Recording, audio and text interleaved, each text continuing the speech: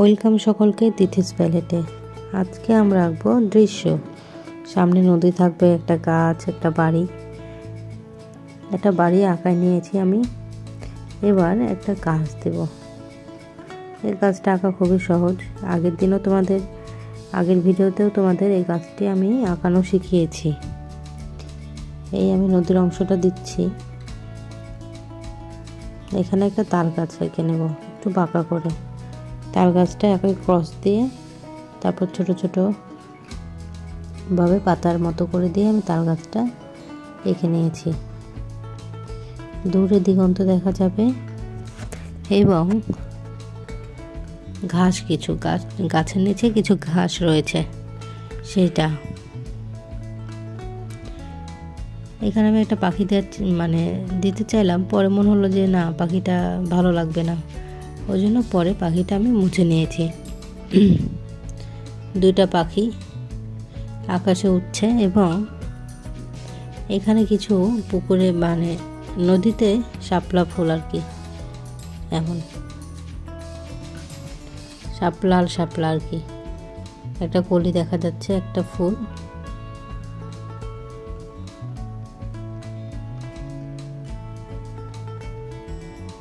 একটা ছোট ফুল দিচ্ছি, আরো একটা পাতা, আরো একটা ফুল এবং কলি থাকবে, দুইটা কলি। এই হয়ে গেল আমাদের দৃশ্য। আমি দেখো কিভাবে ঘরটা আঁকছি, হাইলাইট করে নিলাম। এবার গাছটা করে নিচ্ছি। গাছ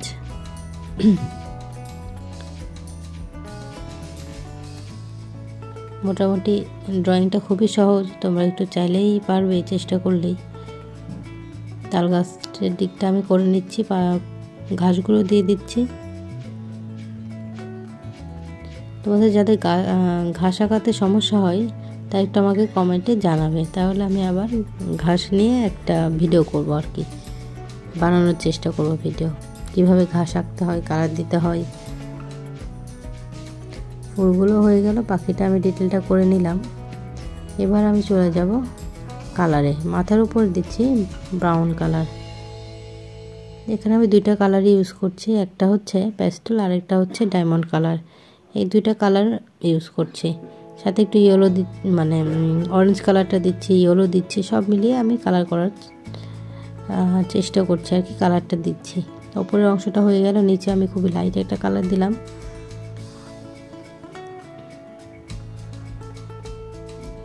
মাটির ঘর আর কি, সেই জন্য আমি এই কালারটা ইউজ করলাম।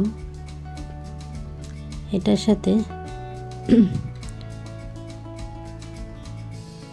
এবার বারান্দার কালারটা দিচ্ছি, একদম ডিপ ব্রাউন কালার দিচ্ছি, বারান্দার রং। দরজার কালারটা কালোই দিচ্ছি। এবার গাছের কালারটা করে নিচ্ছি। গাছের যে বডিটা আর কি, সেটা আমি ব্রাউন কালার করে নিচ্ছি। মোট কথা ব্রাউন কালারের কাজটা আগে করছি, একটু জায়গা ধরে ব্ল্যাক কালার দিচ্ছি, ইয়েলো। এবার আমি তাল গাছটায় কালার দিচ্ছি। দেখো আকাশে নীল রং, গাঢ় নীল যেটা, সেটা আকাশে দিচ্ছি।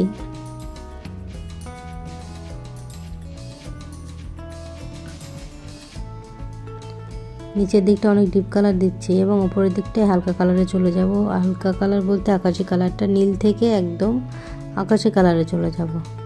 নীল কালারটা আমার দেয়া মোটামুটি হয়ে যাচ্ছে। এরপরে আমি আকাশি কালার দেব, অল্প অল্প করে হালকা করে আকাশি কালার দিচ্ছি। কোথাও যদি ডিপ কালার দরকার হচ্ছে সেটা দিচ্ছি।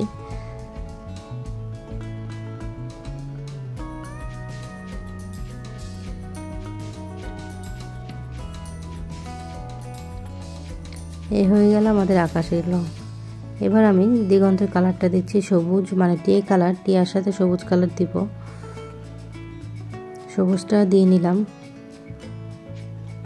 এবার তাল গাছটা করছি। একটু উপরে তো লাইট পড়ে, সেজন্য হলুদ কালার ইউজ করলাম। গাছেও কালার দিচ্ছি, দেখো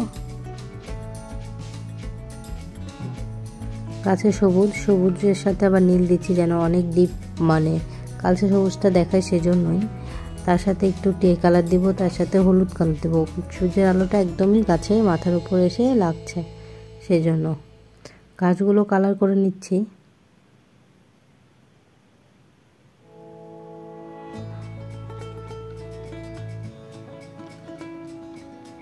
এবার মাটির কালারটা দিয়ে নিচ্ছি।